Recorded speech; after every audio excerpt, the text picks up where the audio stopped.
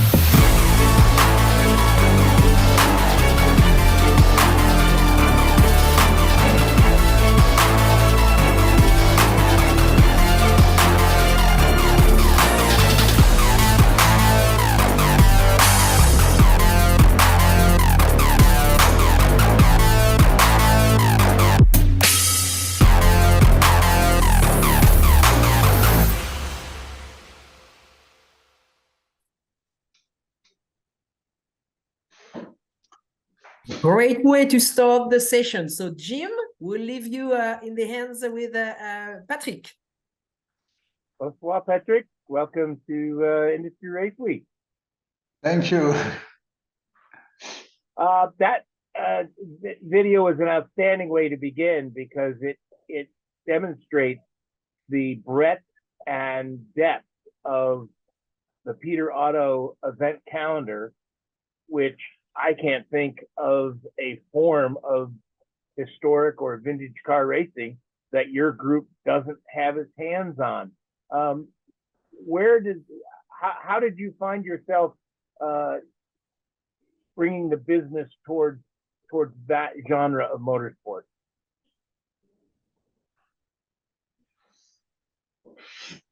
It starts very difficult. It starts very difficult because I'm not sure, I'm French, and I will need the help from your friend, which is friend too. And please,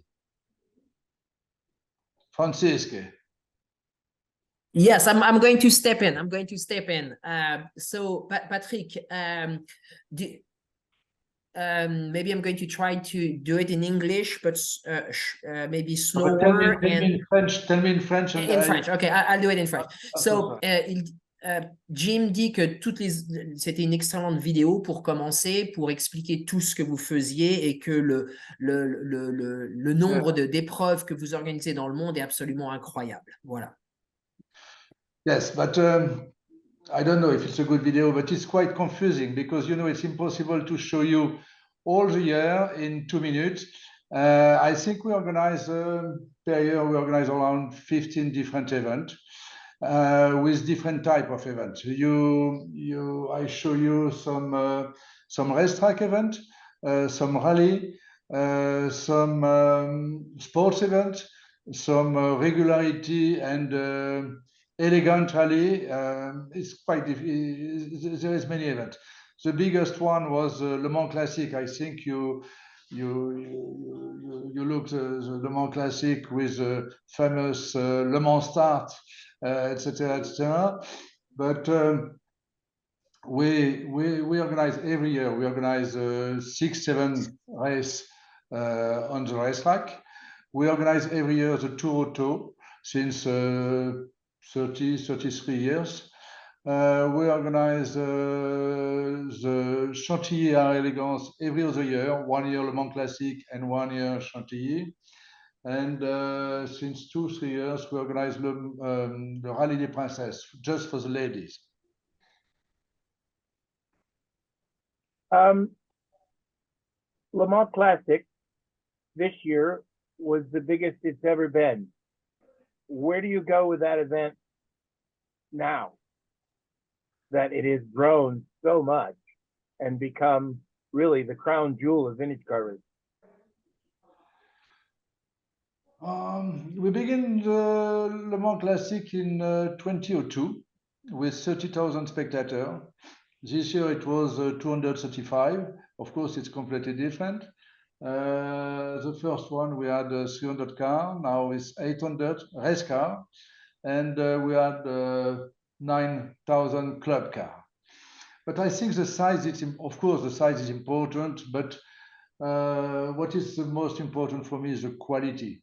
The quality, we are very happy because we have a driver from everywhere in the world. Of course, from Europe, but we have many cars from US, from Argentinian, from Hong Kong, from Australian, etc., etc. And I think I don't know if it's the biggest event in the world, but it's one of the biggest shows. And we are very prone to arrive on this level now. It's difficult to tell you what we will do next time because we just finished this year and we need some time. The next one will be in 25, but I'm sure we will find new ideas. I think it's very important because, like spectator, if you come 1 time, 2 times, 3 times, and every time it's the same, it's finished and you know the event. And we need to provide new animation, new grid, new for different for the parents, for the family, etc., etc. I think it's very important to have new animation every time. Your Peter Otto organization runs events throughout the world. Do you have your eyes at all on the US market? Of course, we think about US market. It's a very big market. And we will organize something next year in September in California. We will organize something for the Rallye des Princesses. It will be a small rally with 50 car probably in California between Los Angeles and Napa Valley. But many times we think about to do something with a racetrack in US, and it's quite difficult for us. It's quite difficult for us because the rules are not exactly the same in US and in the European market. You know, in the European market, we have the rule is the Appendix K from the FIA, and the car are exactly the same between the Italy, France, UK, Germany, etc., etc. And in US, you have a different culture. You have a different culture. For you, it's not so important if you find a Ford engine in a E-Type Jaguar, for example. It's just an example, but you can change, etc., etc. In Europe, we are very strict with the originality of the car, and it's difficult to mix European driver and US driver because the rule is not the same and they don't understand. Of course, when European people go in US, they take the same rule, etc., etc. But for the American people, when they come, and we have many American driver in our race, they use absolutely the FIA rule. So how would, let's say I had a 917 that I wanted to bring to one of your events, how would I go about doing that? No, it's easy. You come, no problem. We have different races for that. No, but 917, we have probably 6. You know, we have per year we have 6 events in a racetrack, and in each event we have, I think, we have 9 different grid, and we have one grid for the 917 everywhere, and you are very welcome with your 917, no problem. But I wish I had a 917. I would join you. No, but to be clear, normally when American people arrive for one race, they don't come for one race. They come for one season, and the car stay in Europe, and they go and back many times in the season. Are there any other new events in Europe that you can tell us about for 2024? For 2024, yes, or beyond. No, we have one event. We organize a concours, Chantilly, Arrêt-les-Grands, Richard Mille. We organize that since 2014, and the concours, the level of the concours is, the perception of the concours is different in Europe and in US. For many US collectors, the concours is really the top. Of course, Pebble Beach, but also Amelia Island, etc., etc. In Europe, it's different. Many collectors prefer the race and the rally, etc., and it's more difficult to attract the collector in the concours. But we have a good awareness now with Chantilly. Clearly, the location is absolutely fantastic. It's very nice, etc. We have many animation, but many car makers ask us to extend the event. Until now, it was just a concours. Now, during 3 days before, it will be also a motor show, but for the business, for the car maker, because all the motor show in Europe stop. The Frankfurt stopped some years ago. München is not in very good condition, etc. Geneva in February, we don't know exactly, etc. And we want to organize a motor show just for very high level brand. For the minimum level will be Audi, BMW, Mercedes, and after all the Ferrari, Pagani, Bugatti, etc., etc. And the target is to have there is probably 25, 30 different brands like that. And our target for the first year is to have around 12, 15 brands.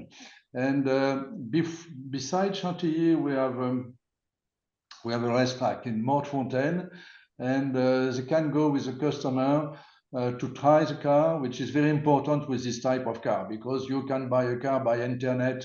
It's a small car for the city, etc. But when you buy a Ferrari or Bugatti, you want to try it, to drive it. Now that event is going to be in September again, the 12th through the 15th, correct? Please? That event will be in September again. Yes, between 12 and 15. So sorry. Yes. Oh, that's. Do you have? This is like asking a parent if they have a favorite child, which they will never say that they do if they're especially if their children are listening. Um, do you have a particular type of event that you like better, whether it be a track event or one of your elegant rallies or one of your historic rallies? Which kind of events do you, Patrick Peter, prefer?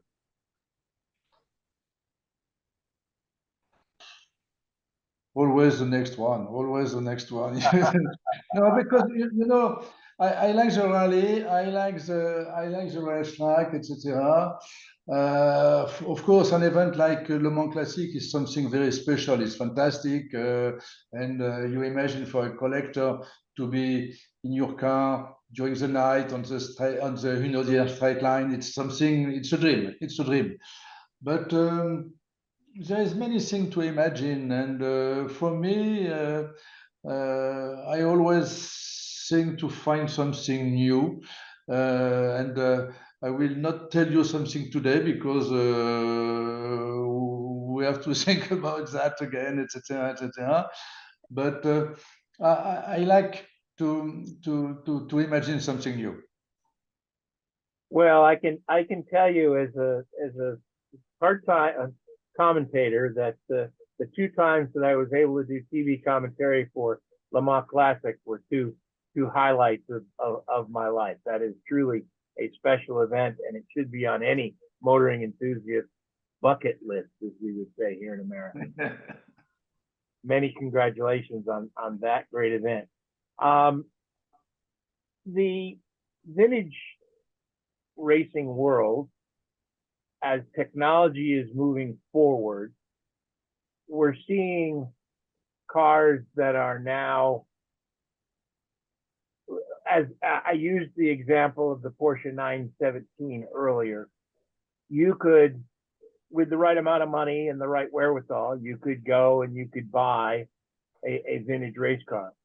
Nowadays, with the computer technology and the engineering that is going into things like the Peugeot 908s and the Audi R8s and the R15s and the R10s, do you see that being a challenge to the grids moving forward, or will those cars just not enter the vintage market because of that engineering challenge? It's more and more difficult to use the very modern car. It's more and more difficult. I don't know. I don't know. Clearly, the most modern grid now with us stopped in 2010 for the GT and 2005 for the prototype. But you know, in the past, 10 years ago, I organized modern race. I organized many modern race. I organized Le Mans Series, which is the WEC now, etc. And of course, when you look a car like a Peugeot 908 or something like that, before to start, you need 5 engineers, 5 computer, and 30 or 45 minutes, etc. And it's more and more difficult. And for me, I'm not sure it's my cup of tea. I don't know. And I don't know. We need to have more modern car because we want to attract more young spectator, and I think it's very important. But this type of car, after around 2000, there is a lot of electronic. It will be probably difficult to find spare parts in 10 years or 20 years for this car. Clearly, I'm not very comfortable with your question for that. I guess the other challenge besides that technology would be sustainability and how the world marketplace is moving towards electric cars and more sustainable. How do you think vintage motorsports and historic motorsports fits into that landscape?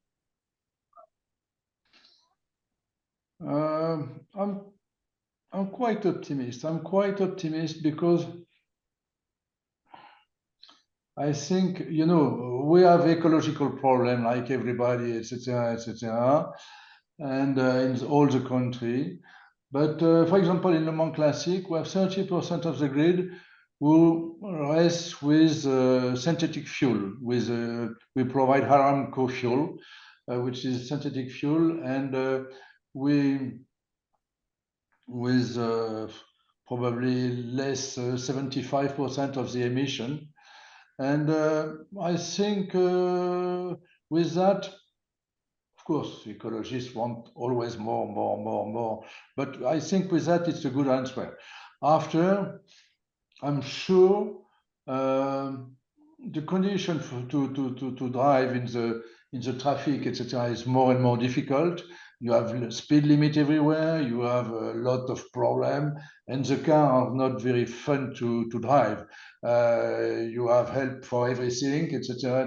And I'm sure you will have always a driver who like to drive, just to drive. And I think the historic car has a good future. You know, I take always an example. In 1800, to go from France to US, you need a sailboat. A sailboat, there is not necessity to have a sailboat now, but the harbor are full everywhere, and you have a sailboat lover everywhere. And I'm sure it will be the same with the historic car. I'm sure. I guess in closing here, as we only have a couple minutes left, I'd like to go back. We touched briefly on the your Princess event that you're going to be holding next September in 2024. This event will run from up to Napa. You said 50 cars. What if someone wants to become involved in that event? How would they go about doing that? It's easy. It's easy. We have the website of the company, Peter Auto, etc., and there is all the information. And I'm not sure it should be open today, but in any case, it will be done before the end of the year. But it's just for the ladies. It's just for the ladies, and I can tell you, it's very good to organize something for the ladies because they are very. It's easier as a man. You know, they don't have ego, and when a man is on the podium, he's very happy. But when he's not on the podium, it's because the mechanics, it's because the car, it's because the neighbor, etc.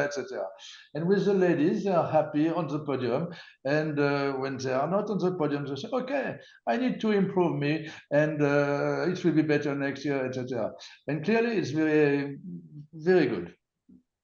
Are there any qualifications, or is this a fairly open event? I mean, is there do you have to have a certain license requirement, or you just have to have the right kind of car and the want to, as we would say here in America? No, we want we choose a good car because we need different type of car, etc.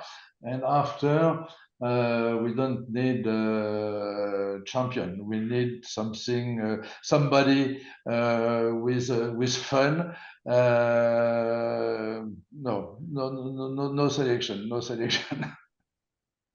Well, I heartily look forward to that event, and thank you for taking time out of your busy day to join us here Industry Race Week.